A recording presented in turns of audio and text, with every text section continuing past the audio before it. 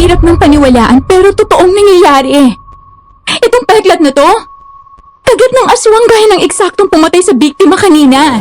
Binalaan na kita na wag mo akong pakikialaman. Pinalagpas na kita noon alang-alang kay Ben.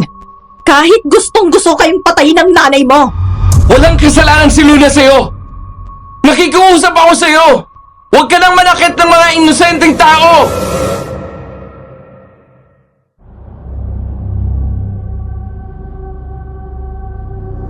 Isang magandang araw sa inyong lahat. Tawagin niyo na lang akong Luna. Hindi ko tunay na pangalan. 30 taong gulang na ako ngayon at kasalukuyang nagtatrabaho at naninirahan dito sa Taguig City kasama ang asawa ko. Sa isang liblib na bayan sa Cebu ako ipinanganak at lumaki. Kaya hindi na bago sa akin ang mga kwento tungkol sa mga aswang at iba pang kababalaghan. High school ako nang una akong makakita ng magandang babae na biglang naging baboy ramo sa gubat malapit sa bahay namin. Ang sabi ng nanay ko ay aswang daw ang nakita ko. Isang uri ng aswang na bangkilan o ang mga magagandang dalaga na kayang magpalit anyo bilang aso, baboy ramo o ibon at iba pang mga nilalang ng dilim. Dahil biyuda na ang nanay ko at namamasukan sa ninong Ben ko, ang matalik na kaibigan ng tatay kong mayaman at biyudo. 16 anyos ako nang malaman ko na isang araw na may relasyon na pala ang dalawa at permanente na akong kinupkup ni Ninong at tinuring na tunay na anak. Wala naman akong masasabi dahil mabait naman talaga si Ninong. Pero ang pakikipagrelasyon ng nanay ko ay nagdulot ng gulo sa bahay. May gusto din pala kay Ninong ang isang malanding kasambahay nito na si Eva. Maganda ito at sexy. Kahit sinong binatay mahuhumaling sa kanya pero sa hindi malamang dahilan ay hindi nito magawang maakit si Ninong. Dahil palagi kaming nag-aaway ni Eva at minsan ay sinubukan itong akitin si Ninong at pinalaya si Eva. 16 anyos ako nang makagat ng aswang na nag-anyong aso. Makalipas ang ilang taon nang makapagtapos ako ng kolehiyo at napadpad sa Maynila para magtrabaho, muli kaming nagkita ni Eva at nalaman kong nakapag-asawa ito ng milyonaryo. Hindi ko akalain na ang muli naming pagkikita ay mag-iiwan ng isang karanasan sa buhay ko na hindi ko kailanman malilimutan. High school na ako ng panahong iyon. Nagtatrabaho pa lang si nanay bilang mayordoma sa bahay ni Ninong Ben.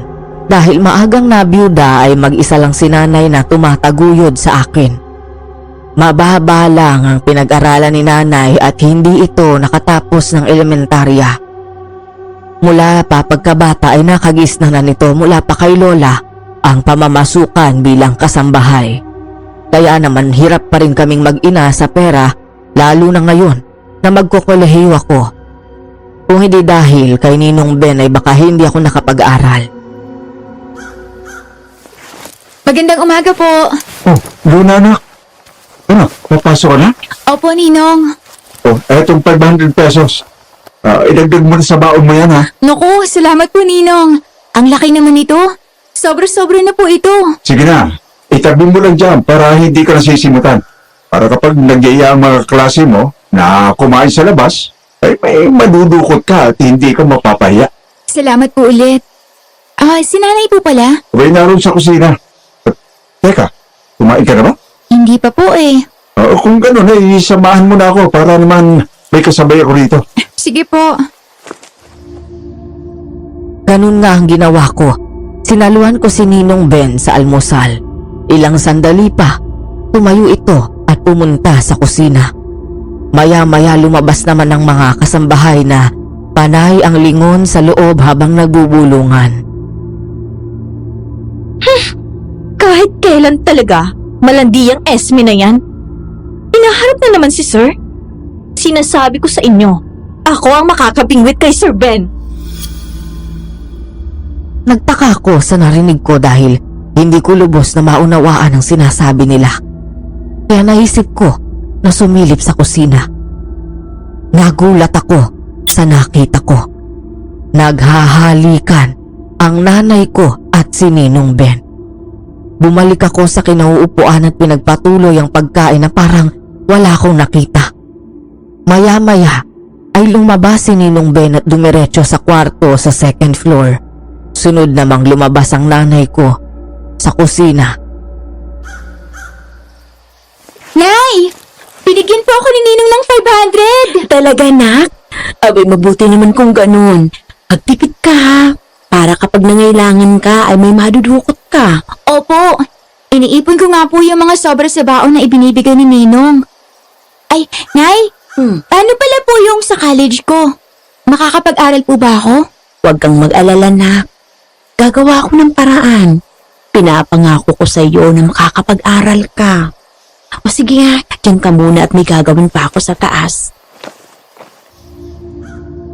Dahil sa sinabi ng nanay ko na panatag ang kalooban ko. Nang matapos ang pagkain ay nagligpit ako. Pagkatapos ay umakyat ako sa taas para magpaalam sa nanay ko. Hinanap ko siya sa mga kwarto pero wala siya roon. Pakatok sana ako sa kwarto ni Ninong nang makarinig ako ng ungol na nagmumula roon. Dinikit ko ang tenga ko at narinig ko ang boses ng nanay ko. Dahan-dahan kong binuksan ang pinto at sumilip.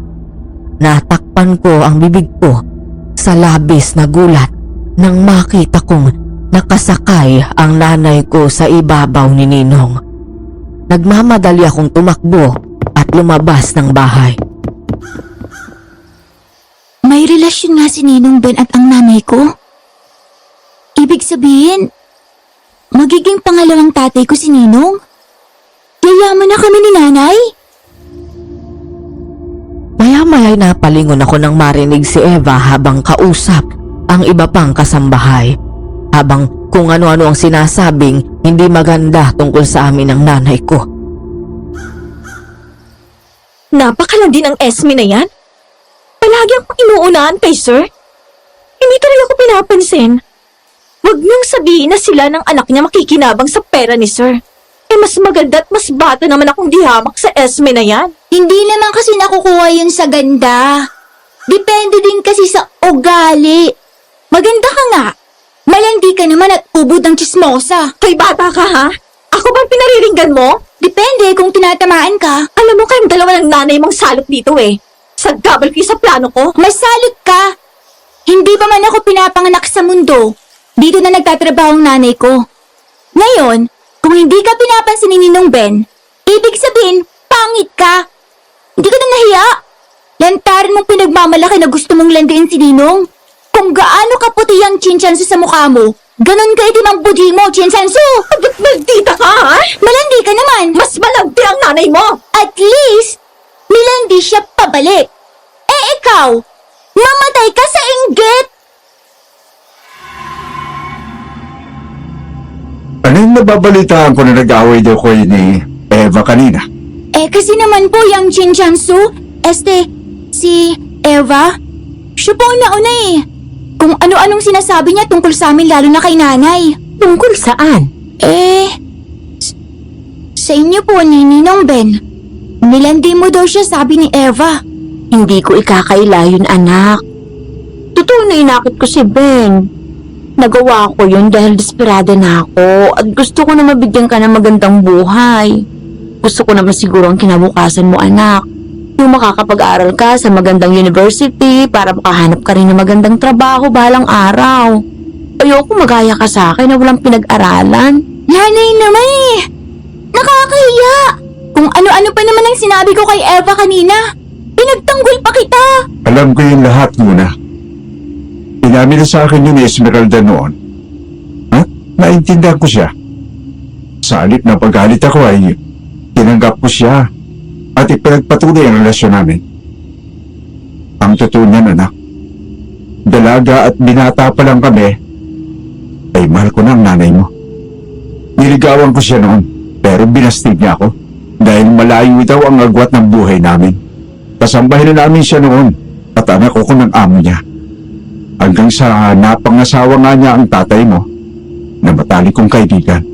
Eh, Ninong, mahal niyo pa rin po bang nanay ko? Oo anak, mahal na mahal. Basta ba, huwag niyong pahiiyakin si nanay eh. Huwag kang mag-alala. Ako ang bahala sa nanay mo, sa inyong dalawa. Mula ngayon ay dito na kayo titira sa bahay. Magpapakasal kami ng nanay mo at ituring mo na rin akong parang tunay na ama mo. Ninong, matagal na po na ganun ang turing ko sa inyo. Wala pa man din po pero hindi niyo na kami pinabayaan ni nanay mula nang mawala si tatay. Naging masaya ako para kay nanay. Naging saksi ako sa hirap ng buhay na pinagdaanan niya lalo na nung mawala si tatay. Kaya hindi ko ipinagkait sa kanyang maging masaya at magkaroon ng mas komportableng buhay. Masaya kong makita siya na may nagmamahal sa kanya. Sa paglipas ng mga araw ay tuluyan kaming lumipat sa bahay ni Ninong. Tuluyan nang nagsama sila ni nanay at kasalukuyang inaayos ang kasal. Isang araw ng Sabado dahil walang pasok sa eskwela ay naroon ako sa bahay. Mula sa hardin ay pumasok ako sa loob at umakyat sa second floor. Papunta na sana ako nang mula sa silid ay naririnig ko ang boses ni Ninong na galit at may kausap. Agad akong lumapit at sumilip. Nagulat ako dahil nakita ko si Evang naghuhubad sa harap ni Ninong. Alam ko na mas maganda ako kay Esme. Mas kaya kitang paligayahin kesa sa kanya. Mas marami akong kayang ibigay sa'yo dahil mas bata ako. Mas sariwa. Hindi ka ba nangihinayang sa katawan ko? Kung may natitira kang delikadesa pa dyan sa katawan mo, Eva, ihinto mo itong ginagawa mo. Sa tingin mo ba ordinaryong init lang ng katawan ang meron sa amin ni Esme? Matagal ko na siyang mahal. Pero mahal kita. At hindi ako naniniwala na mahal mo siya. Ako dapat ang mahalin mo. Sige na, Sir Ben. Kahit ngayon lang. Kahit isa lang. Subukan mo lang ako. At saka sa'yo na babalik-balikan mo ako. Umalis ka na. Ayoko magka-problema kami ni Esme dahil sa'yo. Hindi ako papayag na malamangan na mag-ina na yon. Ginagamit ka lang nila at ang pera mo. Mas mabuti pang ibalot mo na yung damit mo at lumayas ka na dito sa bahay. Ayoko na makita ka. Walang lalaki ang pwedeng tumanggi sa akin, Ben! Umalis ka na! Nang hindi ako nakatiis ay sumabat ako. Bigla kong tinulak ang pinto at napalingon ang dalawa sa akin. Biglang dinampot ni Eva ang damit at nagmamadaling nagbihis. Oh, narinig mo na si Ninong? Lumayas ka na raw! Lumabas ka nga, magtita ka! Huwag kang makialam dito! Ikaw nga ang pinapalayas eh. Bakit ako pinapalabas mo? Yak! Hindi ka pa nahiya sa sarili mo?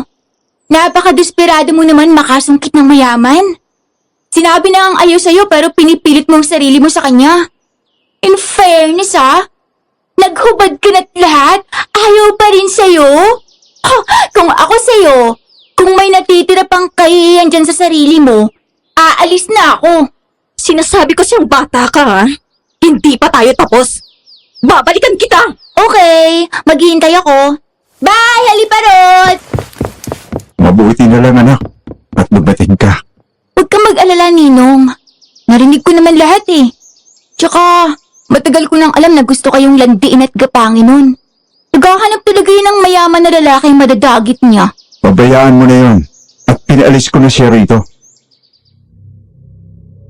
Nang umalis si Eva, ay natahimik ang bahay ni Ninong. Hanggang isang hating gabi, katatapos ko lang gumawa ng project. Bago matulog ay nakaramdam ako ng gutom kaya minabuti kong bumaba sa kusina. Paakyat na ako ng hagdan nang bigla kong matigilan at nakita ko ang malaking itim na aso. Natakot ako, hinilabutan at kumabog ng malakas ang dibdib ko sa kaba nang umangil ito habang nanlilisik ang mga mata at naglalaway. Nay? Nay? Ninong? Nakailang tawag ako pero hindi ako narinig. Dahan-dahan akong humakbang paakyat at bawat hakbang ko ay siyang lakad naman ng malaking aso. Halos mapatalon ako sa gulat nang galit na galit ang malaking itim na aso na kinahulan ako. Hi, Doggy! Mabait yung Doggy na yan!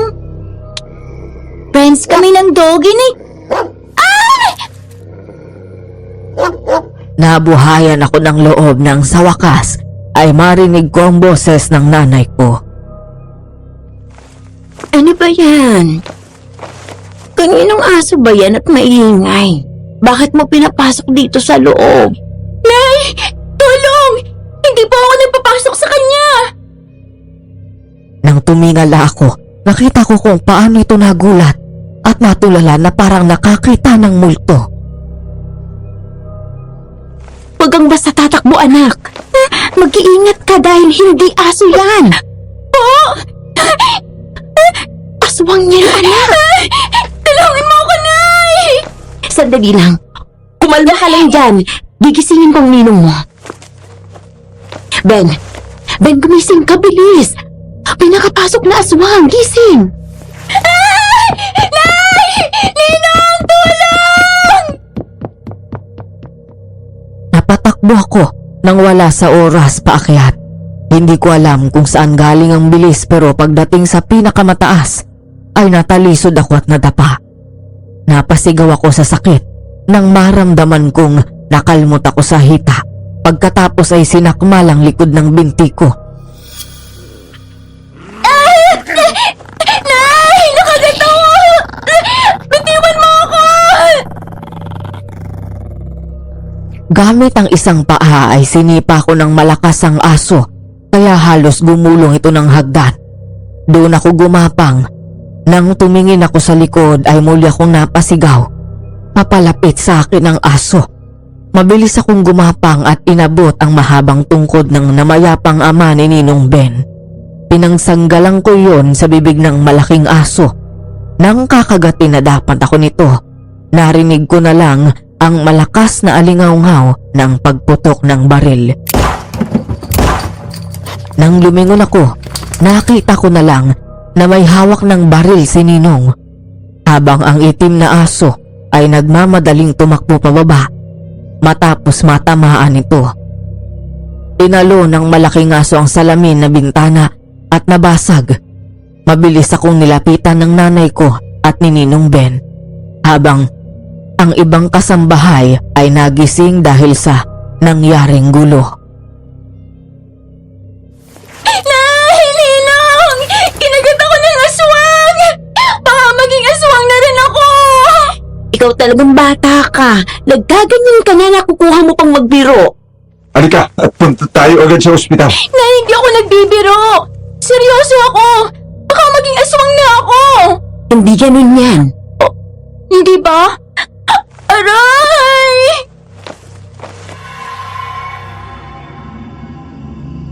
Sampung taon na ang lumipas mula ng gabing yun. Hindi na rin naman naulit pa ang pagsalakay ng aswang at nawala rin ito sa bayan namin. Hanggang ngayon ay hindi pa rin namin malaman kung paano nakapasok ang aswang sa bahay. Nandito na ako ngayon sa Maynila.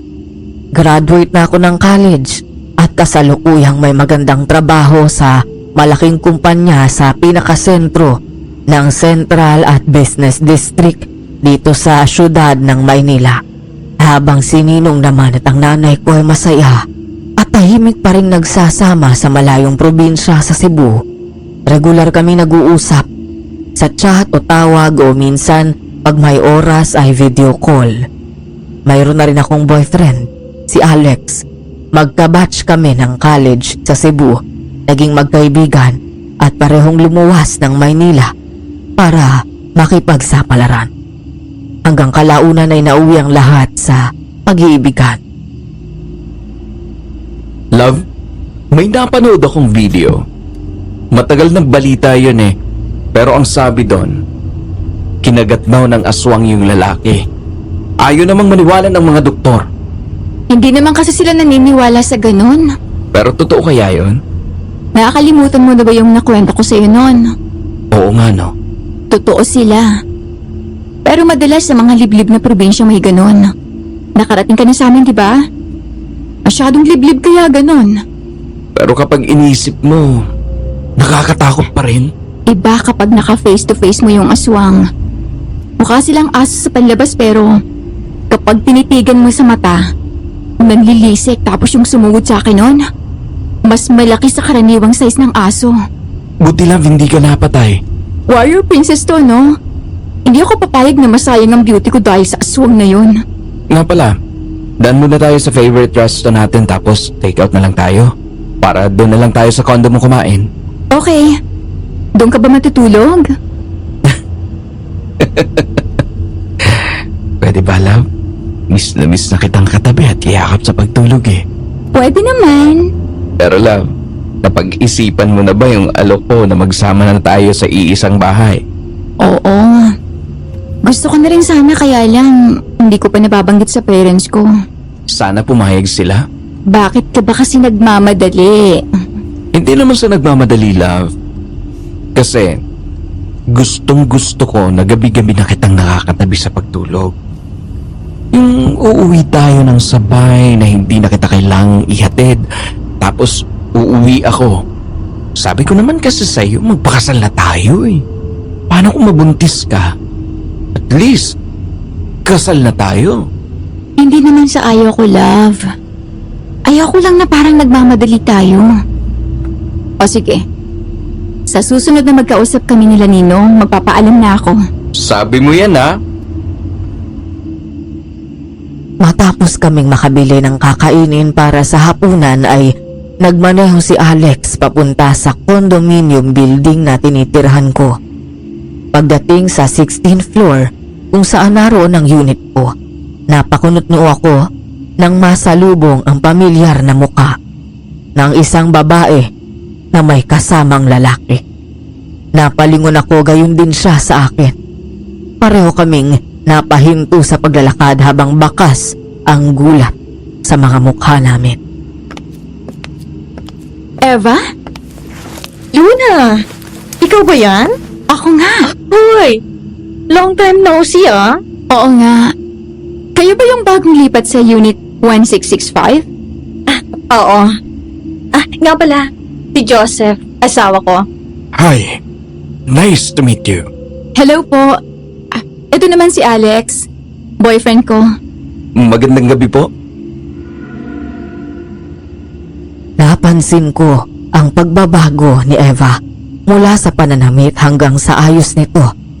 Masyadong sexy ang suot na halos lumabas na ang kaluluwa niya. Ang mga gintong alahas na namumutik-tik na nakasabit sa katawan nito. Buti afford mong tumira dito. Oo. Regalo ni Ninong sa akin yung condo nung matapos ako ng college. Dahil magna cum laude ako. Iba rin ah. Ginalingan nyo rin talagang mag-inang pambibilog sa ulo ni Sir Ben. Kinariro nyo? Ay dear, maniwala ka. Wala nang mas gagaling pa sa'yo. Tingnan mo nga oh. Ikaw na makabingwit ng mayaman. Anyway, sige una na kami. Nice to see you again. Same here. Nang tumalikod ako ay biglang nawala ang ngiti ko kaya natawa si Alex.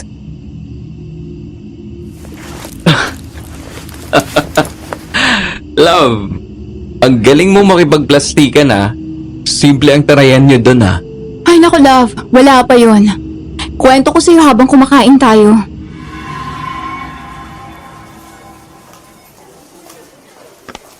Love, papunta na ako sa counter. Baka maipabibili ka. Wala na.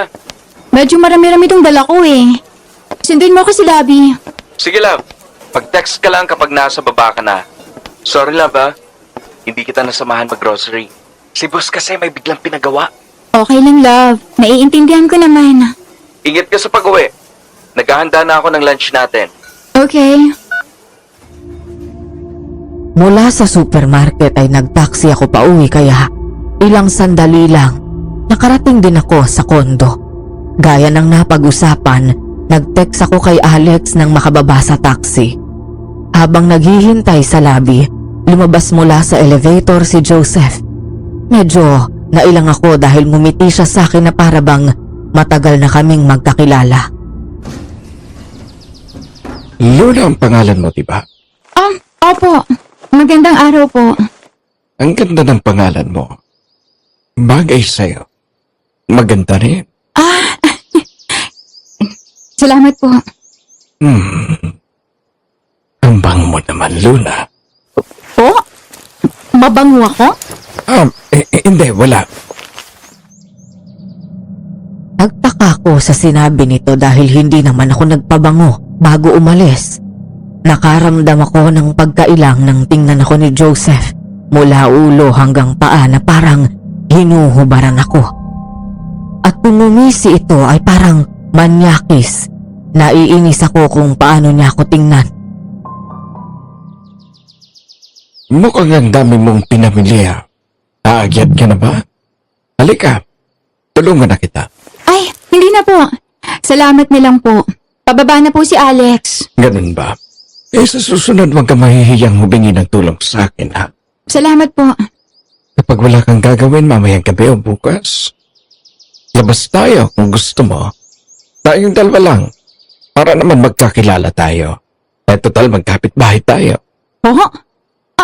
Naku. Busy po ako mamaya eh. May lakad kami ni Alex tsaka bukas. Ganun ba?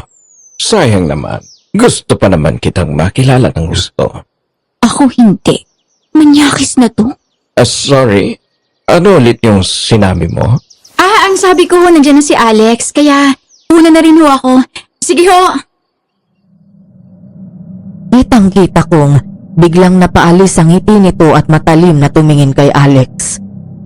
Tapos ay walang salita na basta na lang tumalikod. Doon pa lang ako nakahinga ng maluhag.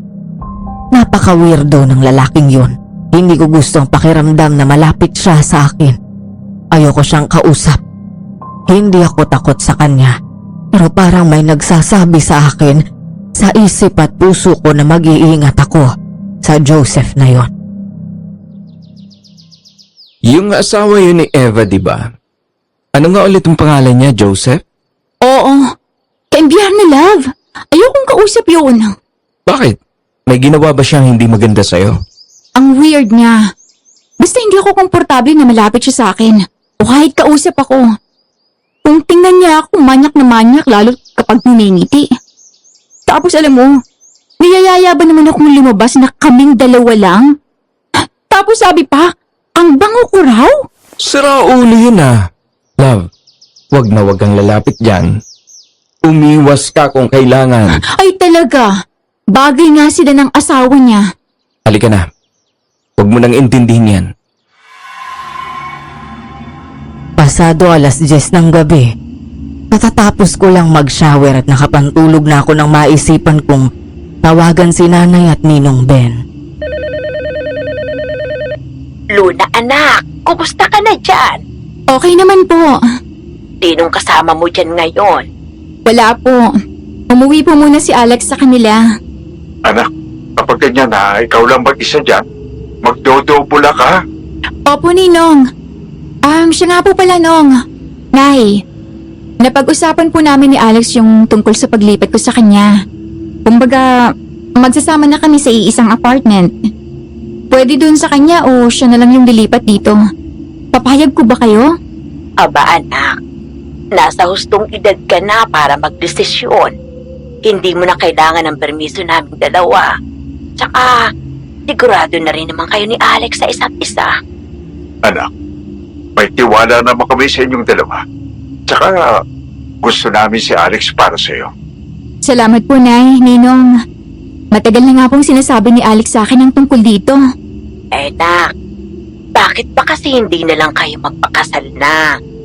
Total naman pala at gusto nyo nang magsama. Pwede naman kayo magpakasal tapos kahit hindi muna kayo magkaroon ng anak. Yun naman din po ang gusto ni Alex.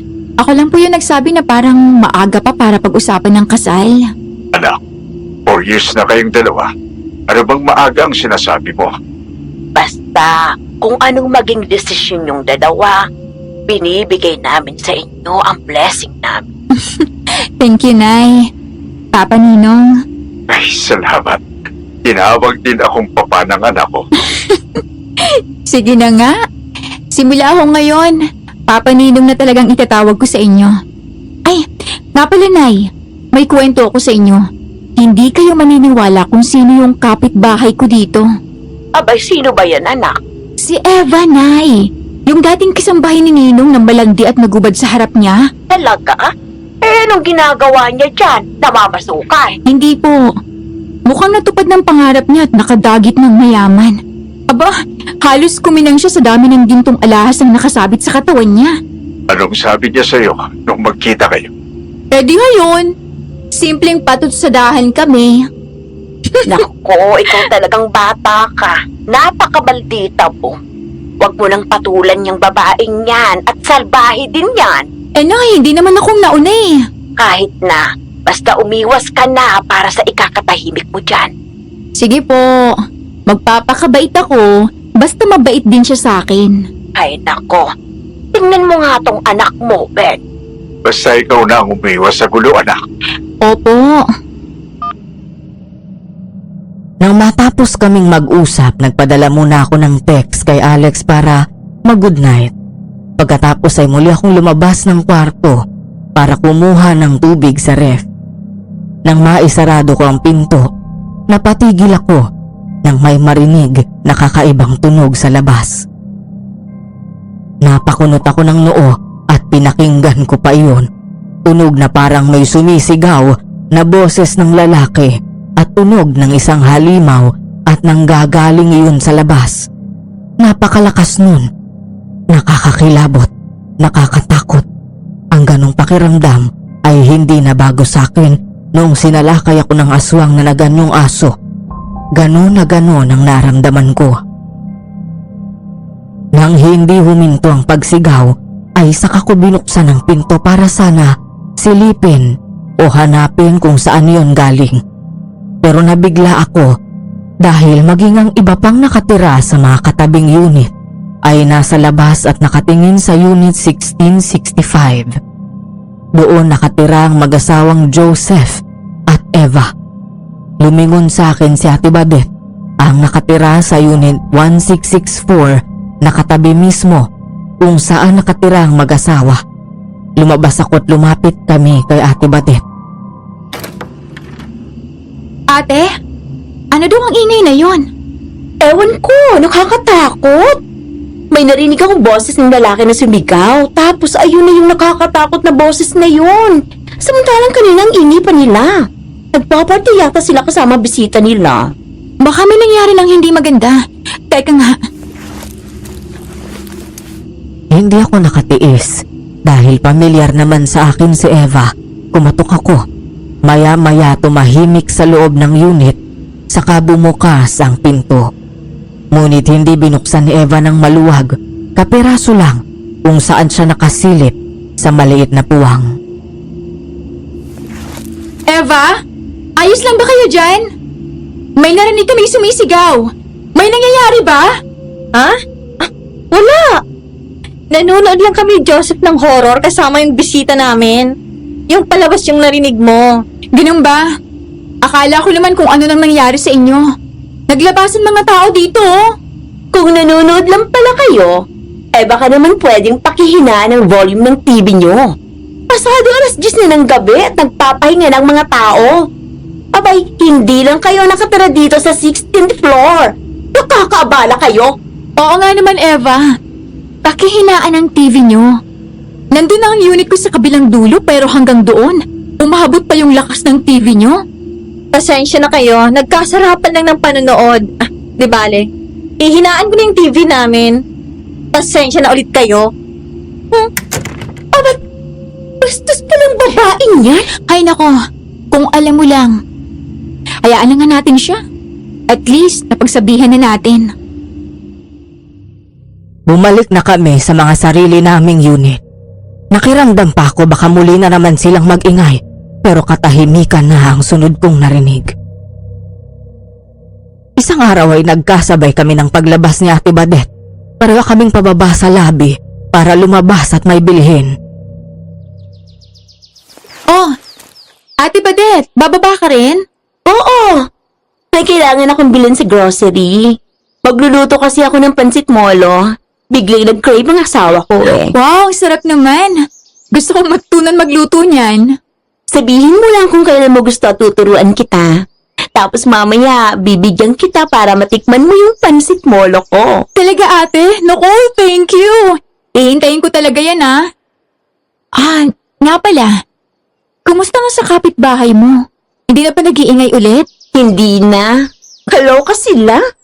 Nagising nga yung anak ko nung gabing yun, kaya lumabas na ako. Pagbukas ng elevator, natigilan kaming dalawa ni Ate Badet nang makita namin si Eva sa loob. Mukha itong puyat at pagod na pagod. Medyo magulo pa ang buhok nito. Napansin ko rin na marumi ang laylayan ng damit. Pero ang mas nakatawag sa atensyon ko ay ang bahid ng kulay pula sa ibang parte ng damit nito maging sa kamay. Oh, Eva, saan ka galing? Bakit ganyan ang itsura mo? Diyan lang sa tabi-tabi. Okay ka lang ba? Na-aksidente ka? Hindi, ayos lang ako. Sige, pauna na ako. Nagtataka kami ni Ate Badet sa kinilos niya. Tahimik lang na nasundan namin ito ng tingin hanggang sa mawala ito sa paningin namin. Bukod sa itsura nito, ay napansin ko rin na balisa si Eva at parang natataranta. Pagkatapos nun ay nagkatinginan kaming dalawa. Napaka-weird ng mag-asawa na yan. Mula nang lumipat yung dito, may iba na akong pakiramdam na hindi maganda. Basta, hindi ko gusto. Kaya nga Sa bagay, matagal ng weird ang babaeng yan. Halika na at sumakay na tayo. Baka mahuli ka pa, mukhang papasok ka ni. Oo nga ate, naghihintay na rin sa baba si Alex. Lumipas ang araw na gaya ng nakasanayan, maghapon akong nasa trabaho. Kakain ng hapunan bago ako ihatid ni Alex sa kondo. Nagkasakit ang ina nito at na-confine sa ospital kaya kinailangan itong magbantay roon. Love, sorry kung hindi mo na ako makakatulog ulit yun sa kondo mo. Papalitan ko pa yung kapatid ko sa ospital para ako ang makakasama ni Mama sa gabi. Kasi may pasok naman siya mamaya. Okay lang, love. Kung pwede nga lang, dalawa tayong magbantay Nga pala, kumusta si mama mo? Mas okay na daw siya ngayon. Inoobserbahan pa siya ng mga doktor. Kapag mas nag-improve ang kalagayan niya, bukas, baka palabasin na rin siya. Basta kung may kailangan ka o gustong kainin, sabihin mo sa akin Dadalhan kita. Okay. Wala namang pasok sa opisina bukas. Dito ako sa'yo bukas ng umaga. Dadaan lang ako sa apartment para kumuha ng damit bago umuwi sa'yo. Magsasabi rin ako sa ate ko na baka pwedeng siya na muna ang magbantay bukas ng gabi. Gusto ko ulit kitang katabi pagtulog. Sige pa, may susi ka naman Pumasok ka na lang in case dumating ka ng tulog pa ako. Speaking, nakausap ko na pala si nanay. Pumayag naman sila na magsama na tayo. Talaga? Oo nga.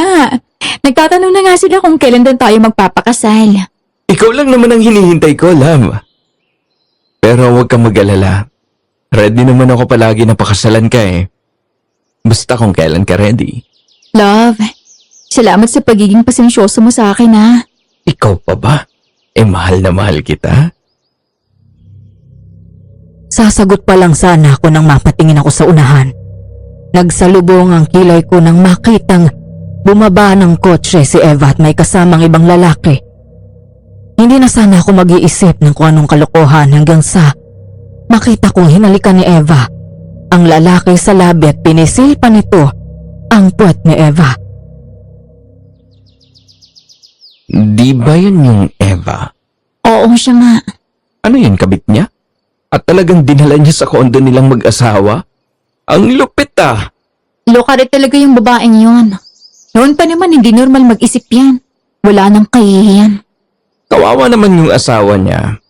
Walang kaalam-alam na niloloko na siya at sa sarili pa nilang pamamahay Hindi na rin ako masyadong nagugulat sa babaeng yan.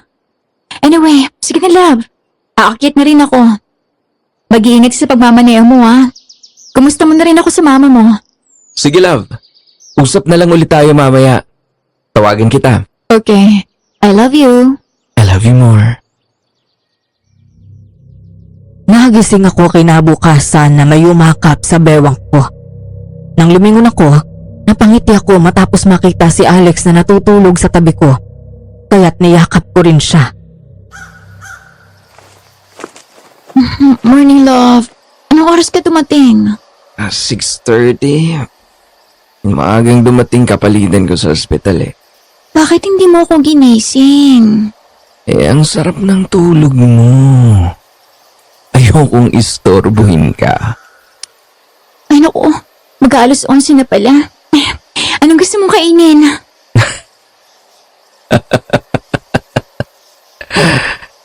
Ibang nasa isip ko na gusto kong kainin eh. Kaso hindi pagkain. He! Tumigil ka nga. Tirik ng araw sa labas oh. May nakatirik na. Siya ko naman pilyo ha. Okay, hindi na. Eto naman, naglalambing lang ako. Pero may iba ako. Kaninang mga bandang pasado, 7:00 ng umaga, pagdating ko doon sa basement parking. Nakita ko rin doon si Eva. May hila-hilang malaking luggage. Tapos parang bigat na bigat siya. Hirap na hirap siyang ilagay sa compartment. Nag-offer nga ako ng tulong tapos parang galit pa nung tumanggi. Huwag daw akong makialam.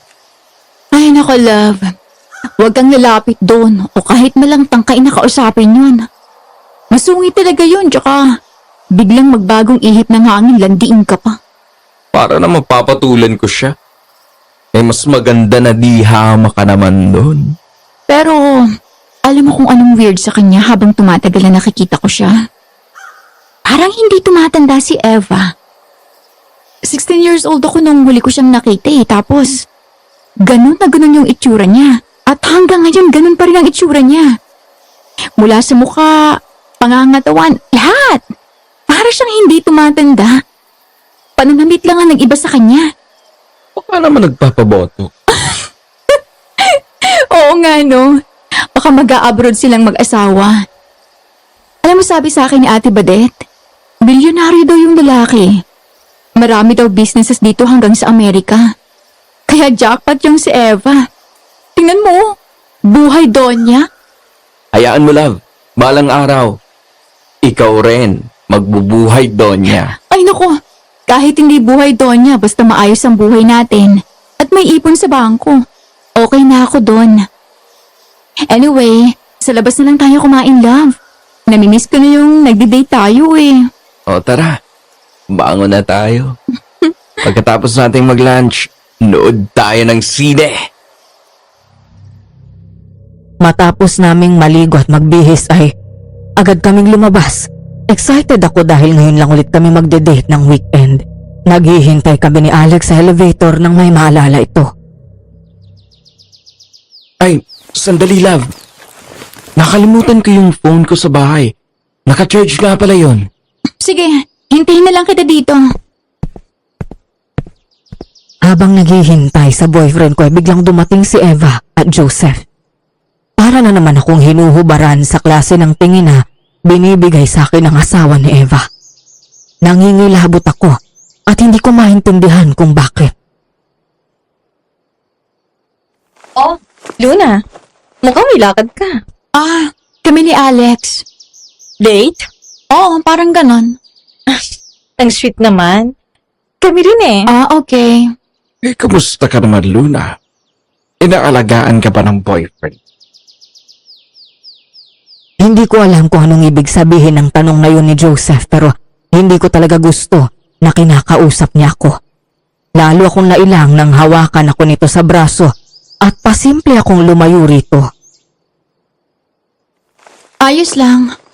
Babe, hindi mo naman sinabi sa akin noon na maganda pala itong kaibigan mo.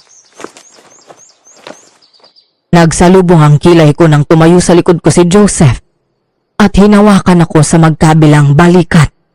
Umiwas ako nang lumingon ako sa bandang likuran nito nakita rin ni Alex ang ginawa ng lalaki. Kaya agad itong lumapit sa akin at hinawakan ako sa kamay. Magandang araw po.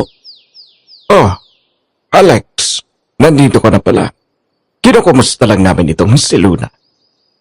Oo nga. Mukhang magdi-date kayo. Saan ba kayo pupunta? Baka pwede kaming sumama para double date. Dyan lang. Sa susunod lang mo siguro. Oras namin tong dalawa eh. Mas gusto pa namin na kami lang muna. Pasensya na ho. Ganun ba? Sayang naman. Gusto pa naman sana kitang makilala ng husto. Alex. Okay lang po. Salamat na lang ate. Ay, actually, naipakilala na kita kay Alex. Naikwento ko na sa kanya yung lahat ng pinagsamahan natin noong naninilbihan ka pa lang sa bahay ni Ninong. Kaya wag ka na mag-abala. Ginawa ko na para sa'yo. Kilalang kilala niya na ang pagkatao mo. Kayo naman. Masyado kayong nilag sa amin. Nahihiya ba kayo? Salamat po sa imbitasyon pero may mga sarili kaming lakad. And please, sir, with all due respect, pwede bang huwag niyong hawakan basta ang girlfriend ko na para bang matagal na kayo magkakilala? Hindi niyo ba napapansin na kanina pa siya lumalayo? Alex, tama na yan. Halika na. Pasensya na. Hindi ko intensyon na ma-offend kayo. Eva, kung pwede, pakisabihan ng asawa mo. At kung pwede rin, wag mong gawin kay Alex ang ginawa mo noon kay Ninong Ben. Ang sensitive niyo naman. Sa mga malanding kagaya mo, talagang magiging sensitive ako. Tama na yan, love. Halika na. Bumukas ang ibang pinto ng elevator at doon kami sumakay. Nakakainis. Napakalandi. Bagay nga sila ng asawa niya. Pakaloka. Harap-harapan? Anong klaseng relasyon meron sila? Harap-harapan na lumalandi sa iba? Kadiri. Huwag na natin silang intindihin, love. Huwag nating sirain ang araw natin dahil sa kanila. Ang mabuti pa, love, ako na lang muna ang lumipat dito sa kondo. Ngayon, ganyan pala kamanyak yung kapitbahay mo. Ayokong iwan ka ng mag-isa rito. Baka mamaya matsyempo pa na wala ako. Bigla kang pasukin at kung anong pang gawin sa'yo. Subukan niya. Gigilitan ko siya sa liig.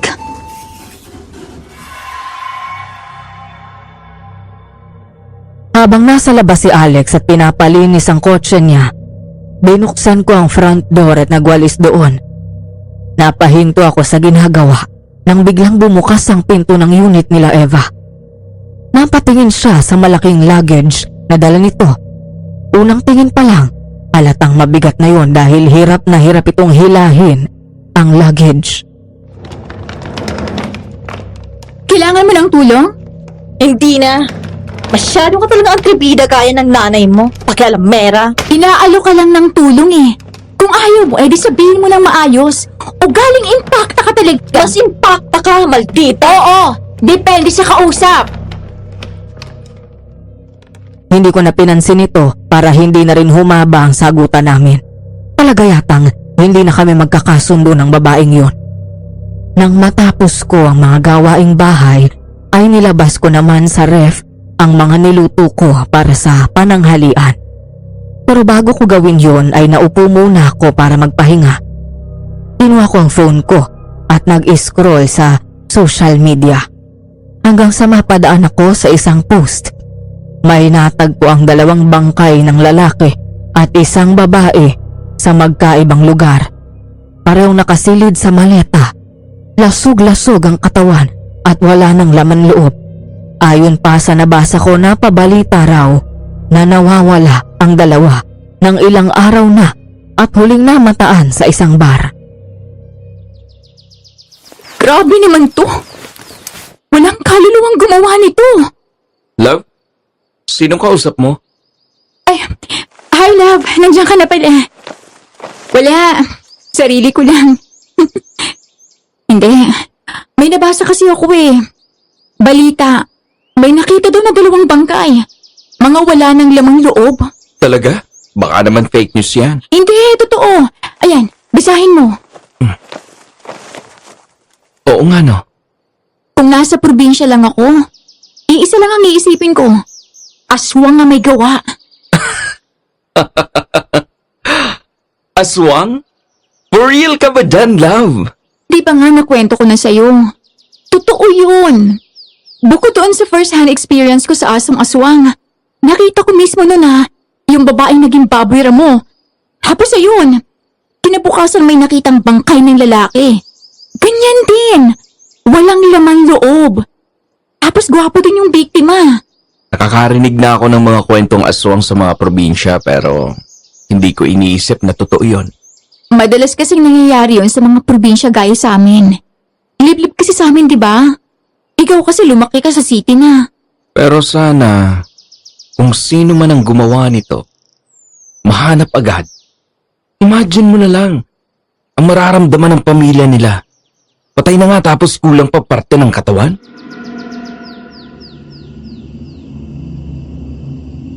Saktong kakapasok ko lang sa labi ng kondominium nang mag-ring ang phone ko. Sinagot ko yon nang makita na si Alex ang tumatawag. Love? Nakauwi ka na? Oo, love. Kadarating ko lang. Nandito na ako sa lobby. Uuwi ako kaagad pagkatapos ng meeting namin nila boss, kasama yung client. Anong oras ba daw matatapos yan? Hindi ko alam pero mukhang matatagalan. Pakagabihin na ako ng gusto. O sige, love. Ingat sa pagmamaneho mo mamaya, ah. Huwag kang iinom. Hindi, love. Kumain ka na, ha? Huwag mo na akong hintayin. Okay. Mula roon ay naglakad ako papuntang elevator. Dahil abala ako sa pakikipag-chat sa mga kaibigan, hindi ko napansin ang napindot ko pala ay 15th floor sa halip na 16. Muli kong pinindot ang number 16 sa naghintay na makarating ako sa taas. Pagdating ng 16th floor, bumukas nga ang pinto ng elevator. Sasarado na dapat yun nang bigla kong may narinig na malakas na sigaw ng isang babaeng umiiyak. Bigla kong napindot ang open button at bumukas ulit ang pinto ng elevator. Dahan-dahan akong humakbang palabas, nakikiramdam. Napalingon ako nang muling marinig ang boses ng babaeng sumigaw. Halos mapatalon ako sa gulat. Hinanap ko kung saan ang galing yun. Maya-maya, nakarinig ulit ako ng malakas na iyak. Lumingon ako sa pinto papuntang fire exit. Doon ang galing ang boses. Hanggang maya-maya ay tumahimik ang paligid. Dahan-dahan kong binuksan iyon at pumasok. Mula sa kinatatayuan ko, narinig ko ang tunog na parang may kumakain. Dahan-dahan akong naglakad at sumilip sa ibaba. Nanlaki ang mga mata ko nang makita ang isang pamilyar na nilalang. Nangalisag ang balahibo ko habang tulala at nanlalamig sa takot. Nakatitig ako sa nilalang na inakala kong hindi ko na makikita pa. Isang malaking aso na kulay itim. Ang kulay niya at ang laki ay pareho ng malaking itim na aso na sumalakay sa akin 10 taon nang nakakalipas sa bahay ni Ninong Ben. Naroon ito sa baba ng landing ng hagdan sa fire exit habang kinakain ang laman loob ng wala ng buhay na babae. Napaluha ko matapos maramdaman ang pamilyar na takot. Hindi ako makapaniwala sa nakikita ko sa mga sandaling yon. Nandito na ako sa syudad, sa isang magarbo at high-rise modern condominium building na nakatayo sa gitna ng sikat na commercial district. Paanong magkakaroon ng aswang dito? Dahan-dahan akong umatras. Hinubad ang sapatos ko para hindi ito makalikha ng ingay at hindi ako makita ng aswang. Pagkatapos ay dinampot ko yun at maingat na humakbang patras. Pero para namang pinaglalaruan ako ng tadhana. Hindi ko alam kung dahil natataranta ako.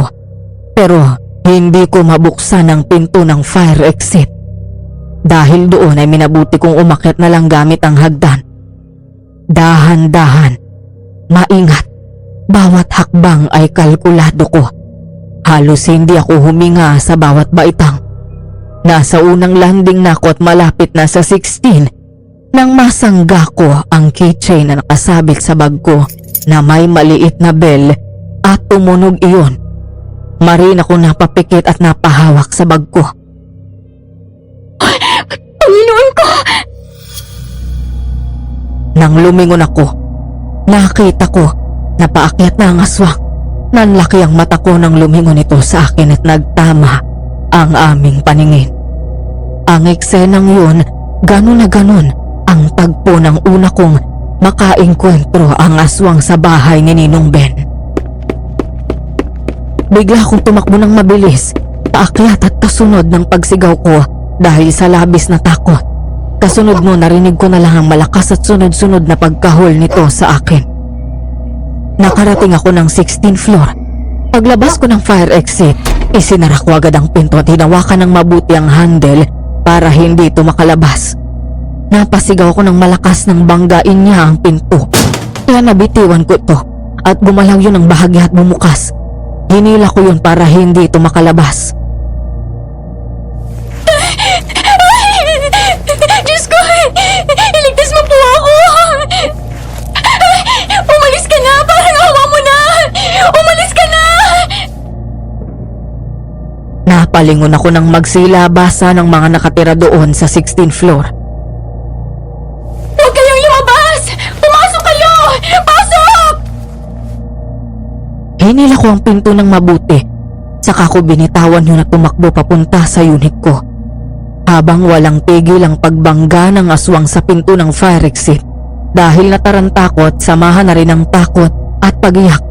Hindi ko mailapat ng maayos ang hinlalaki ko sa automatic door lock ng pinto ng unit ko. Hanggang mapalingon ako nang magsigawa ng mga tao kasunod ng malakas na kahol at angil ng aswang. Nanlaki ang mga mata ko nang makitang palapit na sa akin ang aswang. Salamat sa isa naming kapitbahay na lalaki at inisprayan na ito ng fire extinguisher. Biglang umatras ang aswang at tuluyang tumakbo palayo. Kasunod noon ay bigla kong naramdaman ng panghihina at napaupo na lang ako. Matapos noon ay hindi ko na alam ang nangyari. Ang sabi nila, bigla na lang akong hinimatay sa takot.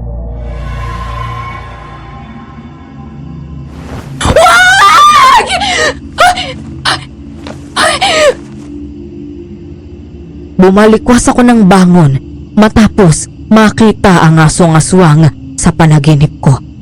Takot na takot ako at nanginginig ang mga kamay ko. Nang mapalingon ako sa paligid, doon ko palang namalaya na naroon ako sa loob ng kwarto. Maya-maya ay biglang bumukas ang pinto at bumungad si Alex na alalang-alala. Love!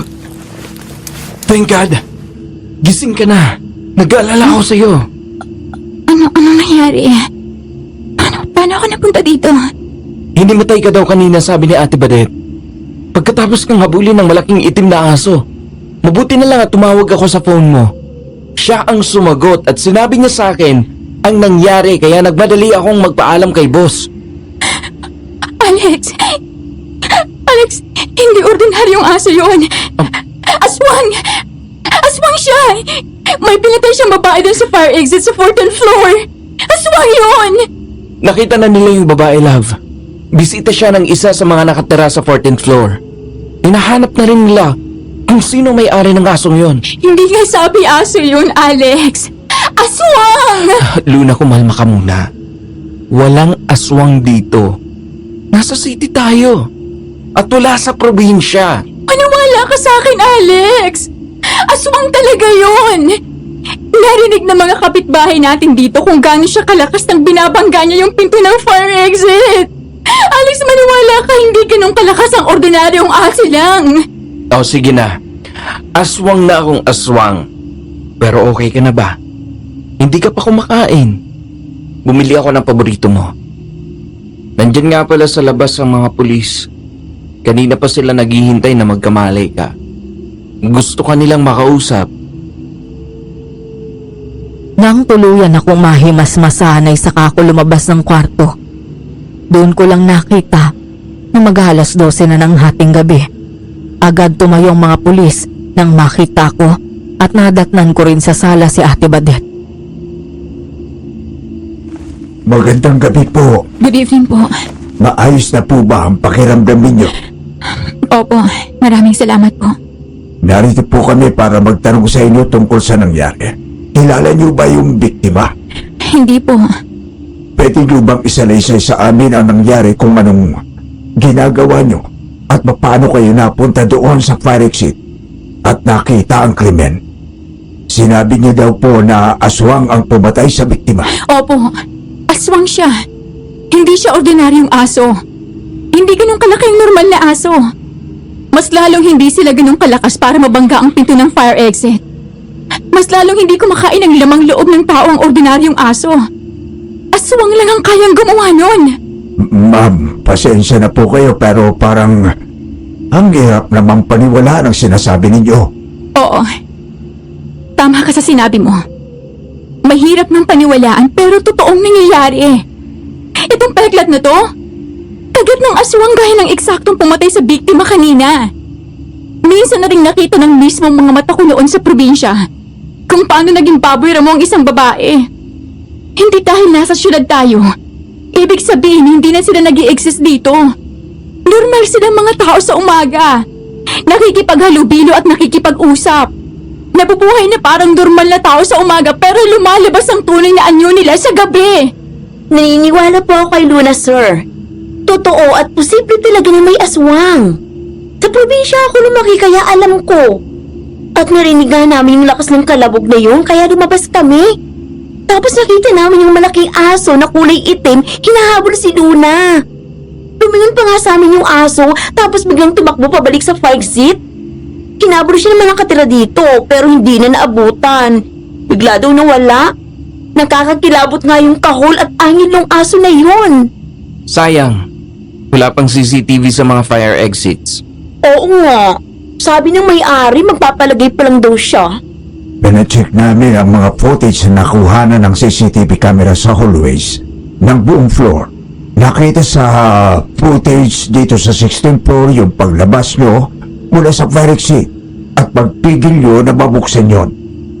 Nakuhanan din hanggang sa tumakbo kayo pabalik at lumabas ang malaking aso kasunod nyo at bumalik ito sa fire exit. Pero wala kaming nakita na nakuhanan kung saan nag-exit yung itim na aso. Yung mga biktima na natatagpo ang wakwak ang tiyan at walang lamang loob. Hindi mo ba kayo nagtataka sa paraan ng pagpatay sa kanila? Kung ganon, sinasabi nyo ba na may kinalaman itong biktima na nakita kanina sa mga nakikitang bangkay nitong mga nakalipas na araw? Hindi pa ba obvious? Sige po, ma'am. Maraming salamat po sa kooperasyon nyo. Babalitaan na lang po namin kayo. Sa ngayon, makabubuti na manatili na lang kayo dito sa loob kung wala rin namang importanteng pupuntahan para atyak ang kaligtasan nyo. Sige po. Maraming salamat po. Luna, una na rin ako Salamat sa tulong, ate. Walang anuman. Sige, magpahinga ka na. Halika na, kumain ka na. Dahil naulit na ang pangyayaring yun ay hindi na naman matahimik ang loob ko.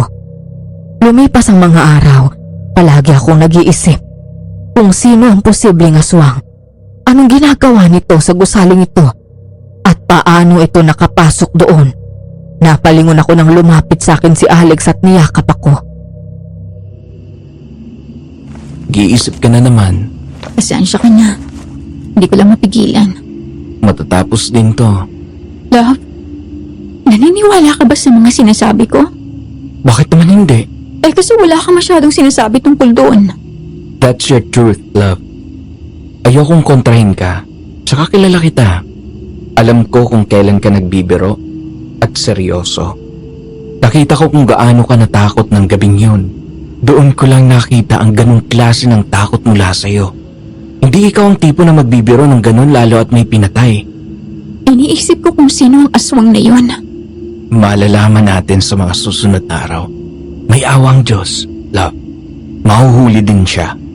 Pero mas matatahimik ako kapag umalis ka na rito. Lumipat ka na doon sa apartment ko. Hindi ko kaya na iwan ka ditong mag-isa, lalo at muntik ka ng mapahamak. Hindi ako mapakali kapag nasa labas ako. Ayoko may mangyaring masama muna sa'yo bago ako kumilos para protektahan ka. Thank you, love. Halika na. Doon na tayo sa kwarto. May gagawin pa tayo bago matulog. Kapag ako nabuntis, ha? Eh di mabuntis. Magpapakasal din naman tayo eh. Lagi mong sinasabi yan. Hindi ka naman nagpo-propose. Hintayin mo lang kasi. Ikaw naman itong apurado ngayon. Dati ikaw ang umaayaw. Hindi sa ayoko. Sabi ko lang na parang masyadong maaga pero syempre kung magpo-propose ka, mag-yes ako. Pakipot ka lang pala eh. Di ka dito sa kwarto, lagot ka sa akin.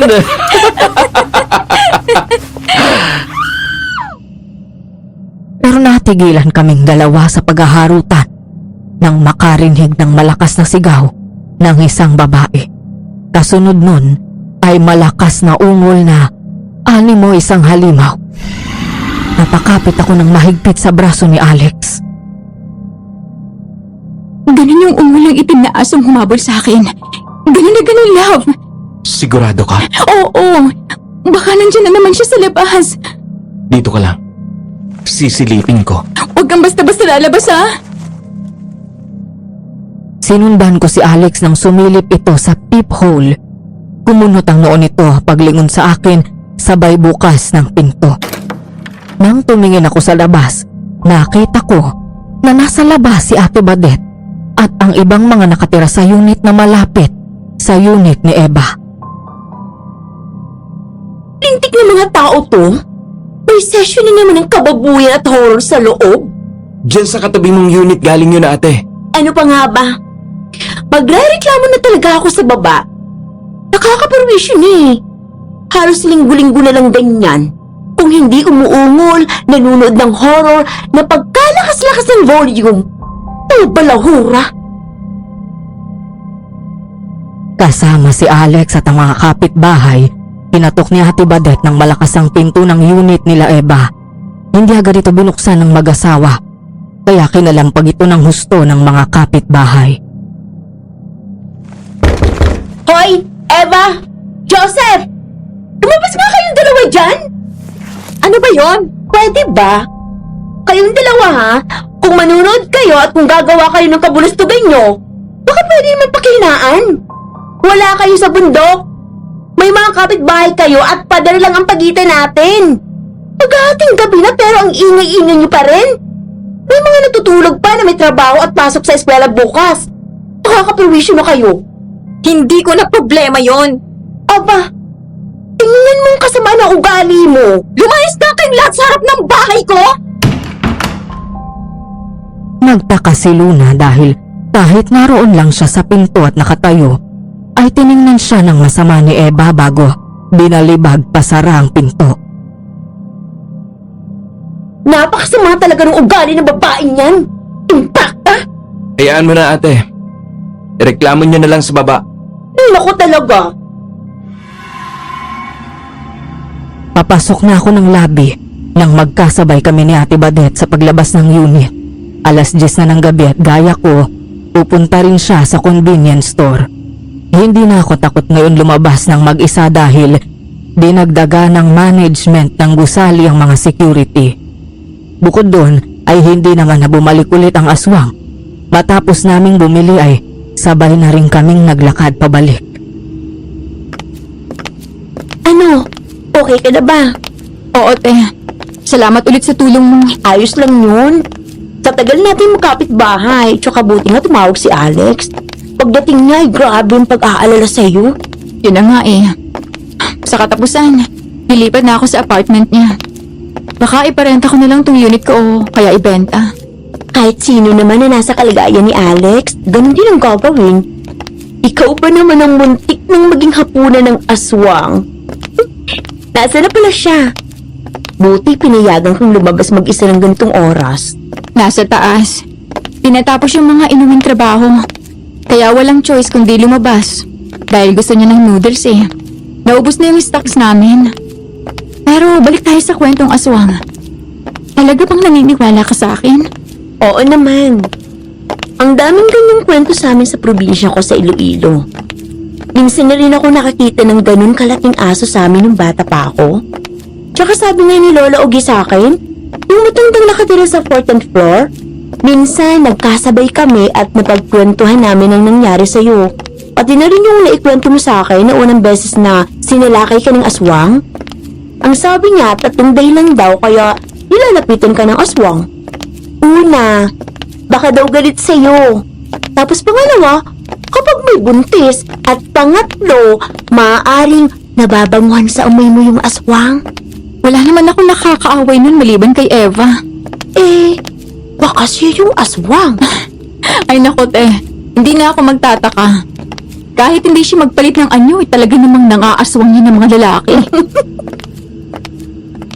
Nasa labi na kami nang makita naming lumabas mula sa isang elevator si Eva at pumunta sa back exit ng gusali habang tulak ang isang puting malaking luggage.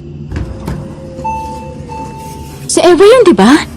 Speaking of haliparot, may hinihila rin naman na maleta.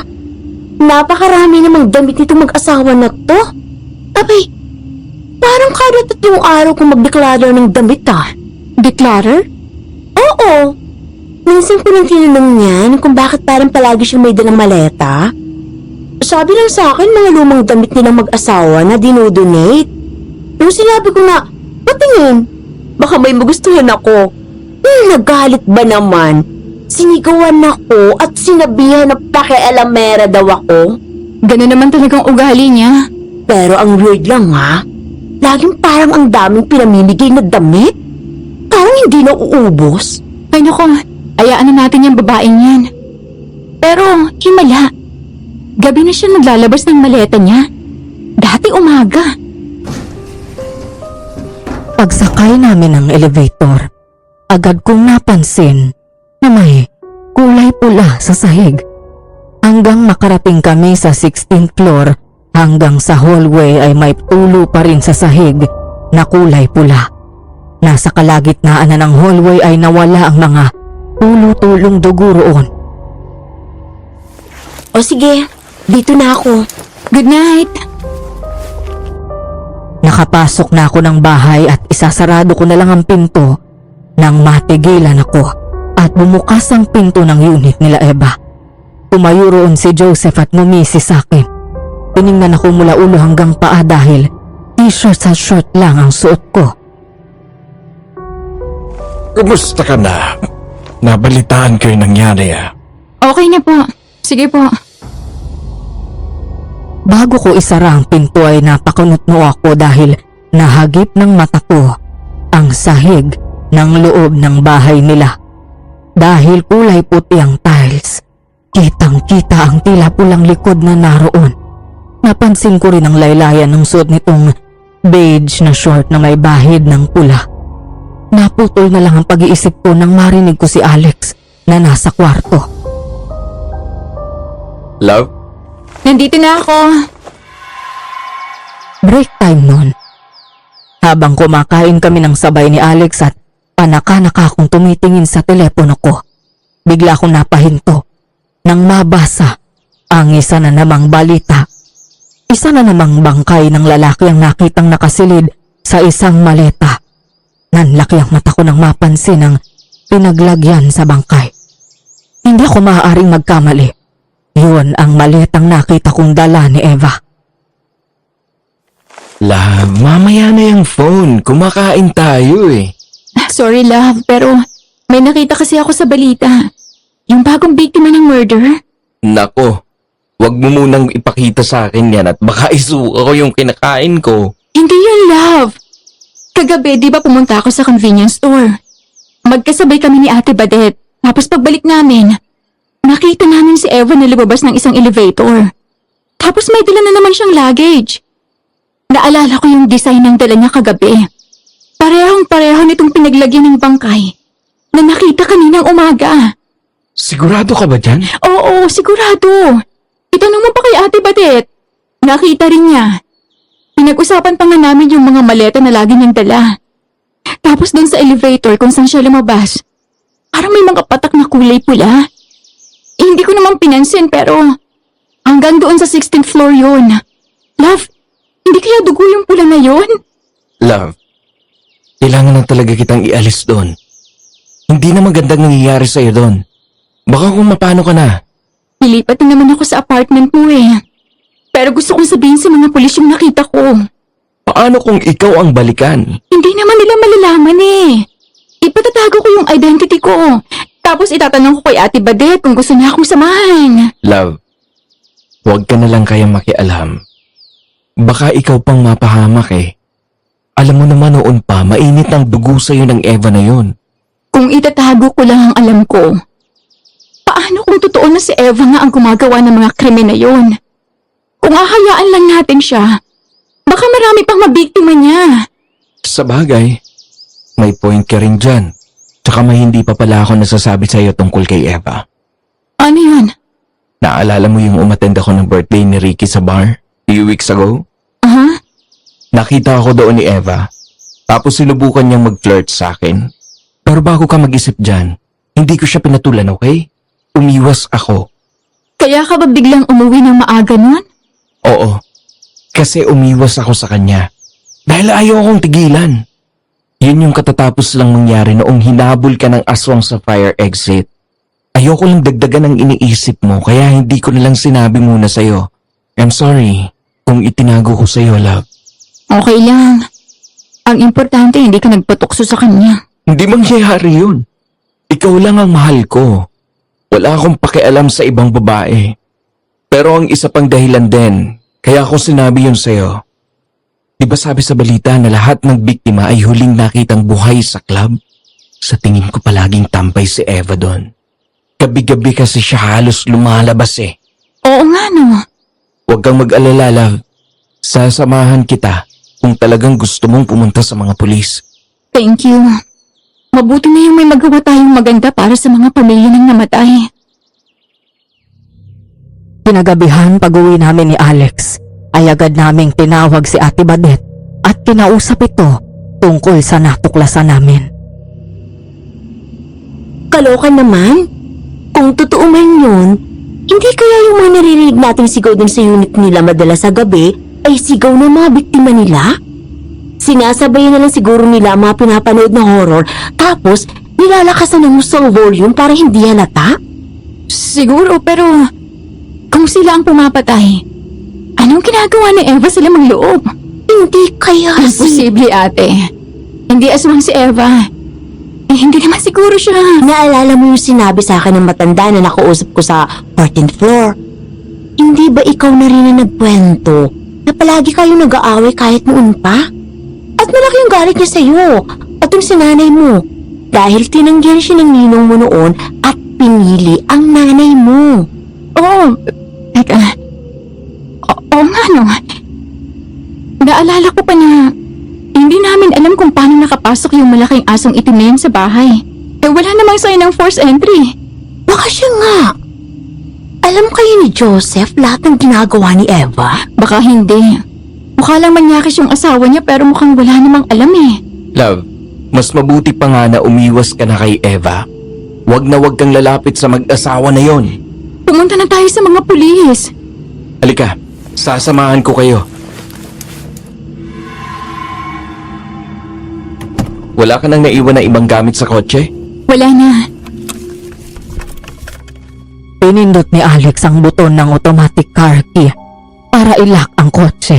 Pagkatapos naglakad kami papasok mula sa basement parking hanggang bigla kaming napalingon nang marinig ang malakas na sigaw ng lalaki.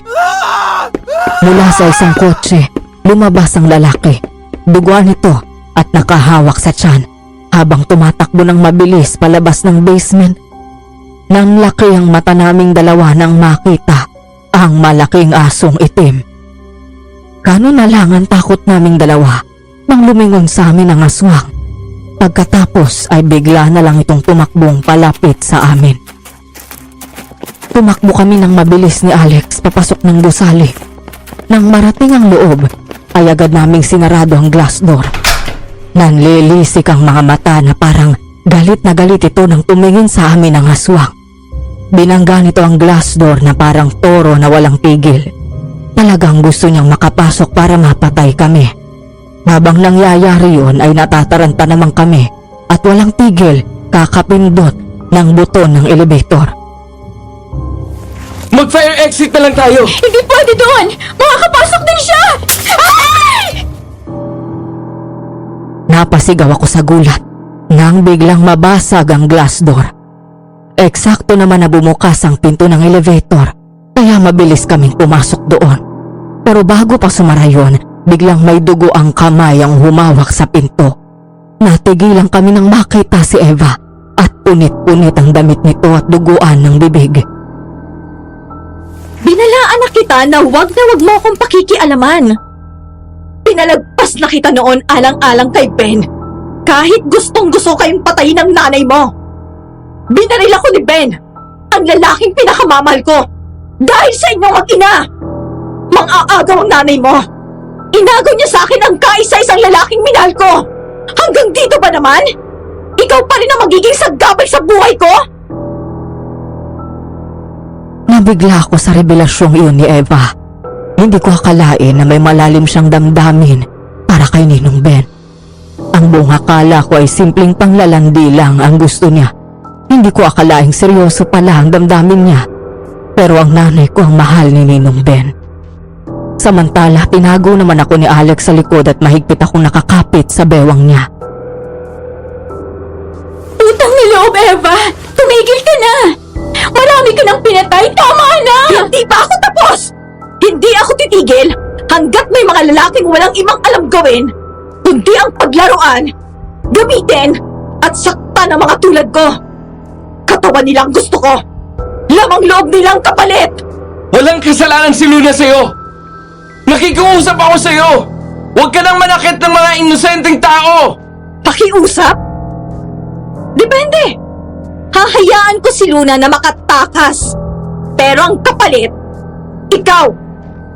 Ikaw ang ipapalit ko kay Joseph. Nakuha ko ng gusto ko sa kanya. Nasa pangalan ko ng kayamanan niya. Hindi ko na siya kailangan. Huwag si Alex, please! Walang pupuntahan na maganda to. Alam na ng mga pulis ang tungkol sa krimen nyo. Mas lalo mo lang pinapahamak ang sarili mo. Lumabas kayo dyan! Eva, utang na loob! Palayain mo na kami! Lumabas saan kayo dyan! Wala kaming nagawa kung hindi sundin ang sinasabi nito. Hindi ako binibitiwan ni Alex at niyakap niya ang braso ko. Diyos ko! Wala na mas makapangyarihan pa bukod sa'yo. Tulungan mo kami! Nakikiusap po ako! Huwag niyong hayaang mapahama kami ni Alex! Kapag sumugod siya, pipigilan ko siya pagkatapos tumakbo ka na agad sa loob. Hindi kita iiwan dito, Alex! Huwag mo akong alalahanin. Kaya ko ang sarili ko. Susunod ako sa'yo. Hindi ako aalis dito nang hindi ka kasama. Sa pagtakas ko, isasama na kita, Alex! Sige, sasama ako sa'yo. Basta ipangako mo lang na hindi mo nasasaktan si Luna. Hindi mo na siya gagambalain. May isang salita ako. Huwag kang sumama sa kanya! Please! Lumayo ka na kay Alex, Luna! Iwan mo na siya! At umalis ka na bago magbago ang isip ko! Pero hindi pa rin ako nakinig. Hindi ako bumitaw kay Alex dahil hindi ako papayag na ibigay na lang sa kanya ng basta ang lalaking mahal ko. Kaya nang makalapit kami ni Eva, bigla kong nilabas ang pepper spray at saka ko siya inisprayan sa mukha. Sa mismong harap namin ay naging anyong malaking itim na aso ito. Mabilis kaming dumapa ni Alex kasabay ng pagpapaula ng bala ng mga pulis sa aswang. Noong palapit pa lang kami kay Eva, lihim kong nilabas ang pepper spray na lagi kong dala sa bag. Habang nangyayari yun, ay nakita namin ang mga pulis na dumating at walang ingay na nakalapit. Nakatalikod si Eva, kaya hindi nito napansin ang pagdating ng mga ito. Ilang sandali pa ay tuluyan ang bumagsak ang aswang at hindi na gumalaw pa. Para masigurong patay na, Binaril pa ito ng pulis sa puso at sa ulo. Pagkatapos, tinulungan kami ng pulis sa tumayo. Ma'am, sir, nasaktan ho ba kayo? Hindi naman. Salamat sa Diyos at dumating kayo kaagad. Matapos niyo pong pumunta kaninang umaga sa presinto para ibigay ang nalalaman niyo, nagsimula na agad kami mag-imbestiga. Humingi kami ng mga footage ng CCTV sa management ng mga posibleng araw at oras na dumaan itong suspect na dala ang mga luggage. Tumama ang mga oras at araw na nakuhanan ng CCTV na dala ang mga maleta na may laman ng labi ng biktima niya. At nagkataon na pakyat na kami sa 16th floor para hulihin si Eva nang makita namin yung biktima niya kanina na tumatakbo. Luwa ang bituka pero hindi naman daw nakain ng aswang. Kaya namin nalaman na nandito siya. Pasensya na po kayo kung hindi kami naniwala sa inyo nung una. Sa panahon mo kasi ngayon ay napaka-imposible nang mangyari ang ganito. Naiintindihan ko naman po. Kahit ako hindi makapaniwalang umabot siya dito sa Maynila. Ano po palang mangyayari sa asawa niya? Iimbitahan po namin siya sa presinto at aalamin namin kung may kinalaman siya rito. Nasunda namin ang tingin ng mga pulis nang pumasok ang mga ito para umakyat sa unit nila Eva. Nagkatinginan kaming dalawa ni Alex at napangiti pagkatapos ay mariin niya akong hinalikan at niyakap ng mahigpit. Ang akala ko, sasama ka na talaga sa kanya. Pwede ba naman kitang iwan? Sumasakay lang ako sa sinasabi niya pero nag-iisip na ako kung paano ko siya tatakasan. Buti na lang naisip mong gamitin yung pepper spray. Nakapako lang yun sa bag ko. Tsaka ako lang naisip na baka gumana at tablan siya. Tapos ng lahat, love. Matatahimik ka na. Wala nang magbabanta sa buhay mo. Salamat dahil hindi mo ko iniwan. Huwag na nating hintayin ang katapusan. Kunin mo na yung mga importanteng gamit mo, tapos dun ka na sa apartment ko mula ngayon. Hindi ka na babalik dito. Kakausapin ko na lang si Tito Ben na ibenta yung unit mo. Hindi na ako papayag na mag-isa ka. Nang malaman ni Ate Badet ang nangyari, agad itong bumaba sa basement para kumustahin kami. Mabuti na lang at ligtas kayo. Finally ate, wala nang mag-iingay sa floor natin.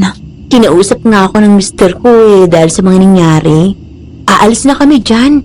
Sakto naman na tapos na yung bahay na pinapagawa namin kaya lilipat na kami doon. Buti naman kung ganun ate. Basta ha, keep in touch. Ate, kapag kinasal kami, imbitado ka. Siyempre naman pupunta ako. Napalingon kami nang marinig ang malakas na boses ni Joseph at nagwawala habang umiiyak. At hawak ito ng 4 na pulis na nakaposas ang mga kamay. Pakiusap! Patayin niyo na lang ako! Patayin niyo na ako! Sir, huminahon ho kayo. Bakit ba ayaw niyo maniwala sa akin? Biktima lang ako ng babae niyan. Wala akong magawa kung hindi ang sundin siya. Hindi akong pumatay! Seva! Pinapakain na lang ako ng mga lamang loob ng biktima. Pero ayoko na. Hirap na ako. Ayoko na maging aswang. Anong ibig sabihin na aswang ka rin? Nagkakilala kami ni Eva nang pumasok siyang katulong sa bahay ko. Noong panahon na yon, ay palungkot ako. Dahil kakahiwalay lang namin ang asawa ko. Nakita ko sa ganda niya hanggang sa may nangyari sa amin. At naulit yun ang naulit. Mabait siya sa akin sa umpisa. Inaasikaso niya ako at nagbibigay niya ang pangangailangan ko hanggang sa kama. Hanggang isang gabi ay nagulat ako na bigla siyang maging impacta at may sinubo siya sa akin. Mula noon, hindi na ako makakain ng normal na pagkain. Wala akong ibang gustong kainin kung hindi ang laman ng tao. Wala akong kamalay-malay na ginawa na pala niya akong aswang. Lahat ng kasambahay ko doon sa isang bahay namin ay pinatay naming dalawa at kinain. Gustong gusto ko ang amoy ni Luna. Siya ang gusto kong kainin. Pinangako sa akin ni Eva na ibibigay niya sa akin si Luna. Nakaramdam ako ng takot sa narinig ko. Ngayon ay naiintindihan ko na kung bakit panay ang lapit niya sa akin. Nahigpitan ni Alex ang yakap sa akin nang parang baliw nang umisi sa akin si Joseph. Sir, kung gumagawa ka ng kwento para matakasan niyo ang krimen niyo, hindi ho bebenta yan sa akin. Nagulat kaming dalawa nang biglang magwala si Joseph at makawala ito sa pagkakahawak ng mga pulis. Takot na takot ako. Napatras ako at nagtago sa likod ni Alex. Nangilabot ako nang marinig ang malahalimaw nitong angil. Ordinaryong tao ang itsura, pero asal aswang ito at wala na sa sarili. Nanlilisik ang mga mata at parang asong nauulol na walang tigil na tumutulo ang laway. Mabilis naman itong nahawakan ng mga pulis kaya hindi nakalapit sa akin si Joseph. Ganun na lang ang gulat namin nang bigla nitong sakmalin ang liig ng isang pulis. Ay, Diyos ko! Oh my God! Matapos nitong sakmalin sa liig ang pulis, nagawa nitong punitin ng balat kasama ang laman. Pagkatapos ay nginuya nito iyon. Sumirit ang dugo mula sa liig ng pulis at tumama yon sa mukha ni Joseph. Pagkatapos ay para itong demonyo na tumawa. Dahil doon ay nabitawan nito ng mga pulis at lumayo para hindi sila makagat. Mabilis kaming tumakbo palayo ni Alex nang tumakbo papunta sa amin si Joseph. Pero bago pa man ito makalapit ay umalingaw-ngaw na ang malalakas na putok. Niyakap ako ni Alex. Maya-maya narinig na lang namin ang tunog ng pagbagsak ng katawan sa semento, habang ang pulis na kinagat nito sa leeg ay pumanaw.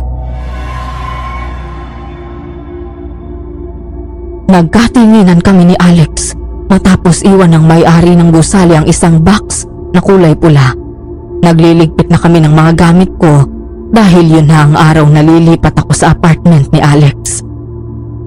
Habang abala kaming dalawa ay saka dumating ang may-ari ng kondo. Dala ang regalo. Ayon dito ay regalo daw nito iyon bilang paghingi ng paumanhin sa gulong nangyari. Pero alam ko na may iba pang ibig sabihin yun. Bukod sa apology gift, alam ko na bayad yun sa amin para tumahimik kami at hindi kumalat sa media at social media ang nangyari. Dahil kapag nalaman ng mga taong may nakapasok na aswang doon at maraming namatay, tsak na wala ng uupa, lalo na sa 16th floor at unit 1665. Nang buksan ko ang box, tumambad sa akin ang isang mamahaling luxury brand na bag na may kasama pang smartwatch. Mas lalo kaming nagulat ni Alex nang makita ang malaking halaga ng tseke. Tatanggapin ba natin to? Hindi ko alam. Ikaw? Ang laki naman ito. Practically speaking, malaking tulong yan sa kasal natin. Pero kung pakiramdam mo na hindi na tama na tanggapin mo yan, pwede naman nating ibalik. Maya-maya ay dumating si Ate Badet na may dalang paper bag. Pagkatapos ay ipinakita nito ang papel na hawak. May cheque at regalo ka rin. Meron. Kaloka. Mas malaking halaga sa iyo ah. Ikaw kasi ang direct ng biktima. Walang sinabi kung para saan to? Wala. Basta ang sabi lang sa amin, apology gift daw. Bayad yan para huwag nating ikalat ang nangyari. Malulugi kasi siya. Alam ko naman yun, ate. Pero hindi ko sigurado kung tama ba na tanggapin ko to. Tanggapin mo na. Sayang naman, malaking halaga din yan. Malaking tulong yan para sa inyo, para sa pagsisimula niyo pagkatapos ng kasal. Alam ko naman na hindi mo idadaldal sa labas ang nangyari eh. Naniniguro lang yun. Kaya kunin mo na. Sa bagay. Ate Badet, maraming salamat sa lahat ng tulong mo sa amin. Lalo na kay Luna. Nako, wala yun. Parang anak-anakan ko na to eh. Basta ate huwag ka mawawala sa kasal ko. Isama mo si kuya tsaka mga anak niyo. Oo, dadayuhin namin ang kasal niyo sa Cebu. Buti nga yun nang makapasyal naman kaming mag-anak. Kailan ang alis mo? Halos wala na rin pala kayong natitirang gamit dito Mamaya na rin. Oh, mag-iingat ka ha. Oo, te. Ikaw rin. Usap na lang tayo sa chat.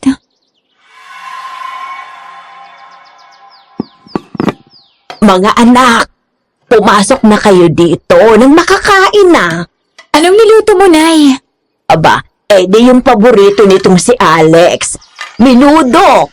Sabi na paborito talaga akong manugang ni nanay Nasaan na sila, Benji at Bella? Ay, oo nga pala. Tawagin mo na rin yung mga kapatid mo at ang papaninong mo. Papa Ninong! Kakain na daw tayo, sabi ni Nanay. Mabuti naman, nagugutom na ako. Pumasok na kayo sa loob. Benji, Bella,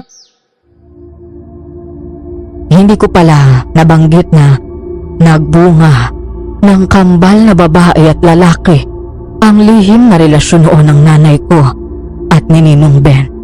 Sila Benjamin Jr. at Isabella. Ilang buwan na rin ang lumipas matapos ang malabangungot na pangyayaring yun sa buhay namin. Sa wakas, ay kinasal din kami ni Alex. Habang kumakain kami, napag-usapan namin si Eva. Hindi ko alam na ganun pala kalalim yung nararamdaman sa'yo ni Eva, Papa. kahit ako man, ay nagulat. Hindi naman kasi halata noon Mukha lang siyang lagi naglalaro. Kumusta na pala ang kaso? Sarado na po ang kaso, Nay. Nagkaroon po ng media blackout, sabi ng mga pulis, kaya hindi na ibalita sa TV. Para raw hindi mag-cause ng panic o takot sa mga tao, lalo na po dun sa area ng kondo. Noon nga pong nag-inspeksyon ng mga pulis sa unit nila Eva. Maraming nakita ng malalaking maleta na pinaglalagyan nila ng bangkay ng biktima nila. Tapos na-recover din yung mga gamit ng biktima. May mga naka-freezer pa nga po na lamang loob ng biktima nila Napag-alaman din ng mga pulis na itong mga biktima ay nahahanap ng mag-asawa sa mga clubs. Sinalaysay daw ng huling biktima na nakatakas ang buong pangyayari. Mabuti na lang, nakaligtas siya. Mahilig daw sa mga magaganda at pogi ang mag-asawang aswang na yun Karaniwan nga mga bata pang target. Dinadala sa kondo nila, tapos dun pinagtutulungang patayin at kainin na ang biktima nila. Tapos si Eva ang madalas tagatapon ng bangkay. Kaya pala nagtataka kami kung bakit pumapayag si Joseph na magdala si Eva ng iba't ibang lalaki sa bahay nila. Minsan lalaki at babaeng sinasama niya sa kondo. Ibang trip palang ginagawa. Food trip. Isip tayo ng isip noon kung saan at paano nakapasok noon dito yung aswang sa bahay. Yun pala si Eva mismo ang aswang. Sayang. Magandang dalaga pero kampo naman ng kadiliman. Ang importante na wala na siya. Alam ko na hindi madali, anak. Pero subukan mong kalimutan na ang nakaraan. Tapos na ang kasal niyo ni Alex. Mag-asawa na kayo ngayon. At sa asawa mo at pamilya mo na lang, ituon ang atensyon mo. Nagpapasalamat ako sa Panginoon at ligtas kayong dalawa. Salamat po, Papa. Kailan ba ang lipad niyo papuntang Europe? Sa Biyernes na po. Kaya bukas kailangan na namin bumalik ng Maynila. Mag-aayos po kami ng gamit namin. Alex, galingan mo ha? Para sa isang buwan, may apo na ako. Aba, Papa, magaling yata to. Ilang apo ba ang gusto mo? Isang basketball team. Talaga? Baka ako seryosohin kayo ni Alex. Ayun na lang kayang mga anak. O siya, kain na ng kain. Hanggang ngayon ay wala kahit isa sa amin ang nakakaalam sa pinagmulan ni Eva. Sa paglipas ng panahon ay natutunan kong umusad at isang tabi ang mga nangyari sa nakaraan. Siyempre, hindi pa rin yun nawawala sa isip ko at hindi ko na yata makakalimutan. Alam ko na may kasalanan din ako kay Eva. Masyado akong nagmaldita at naging resulta yun para mahimok siyang magalit sa amin ng husto. Dahil doon, natutunan kong hindi sa lahat ng oras kailangang lumaban. May mga pagkakataong kailangan nating umatras, huminahon at magpasensya. Pero sa kabila ng lahat, ay naging mabuti pa rin sa amin ng Panginoon. Hindi kami pinabayaan at pinotektahan kami laban sa kasamaan. Sa huli, mas nanaig pa rin ang kabutihan at kapangyarihan ng Diyos. Maraming salamat sa pakikinig sa kwento ko. Sana'y nagustuhan nyo at may napulot kayong aral. Ugaliin po nating magdasal at tumawag sa Panginoon sa lahat ng oras. Hanggang dito na lamang po. Nagmamahal, Luna.